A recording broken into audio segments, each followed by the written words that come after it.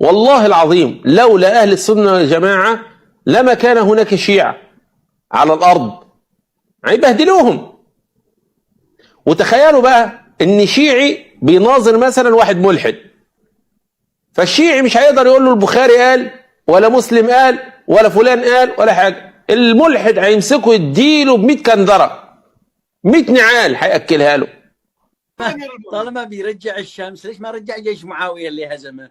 هذا هذا حرب، هذا حرب. يعني اين الشمس وين الجيش؟ يعني معاوية هزمه ويزيد هزم الحسين، لكنهم كانوا يحركون الشمس والقمر. لا تحسب أن الدين بعيد عن حب وحياة، وبهجرك للدين ستحيا تعشق ما قلبك يهوى، أو أن الأيام ستحلو وترى الدنيا شط رجاء. دينك بحر من آمال شط لجميل الأحلام.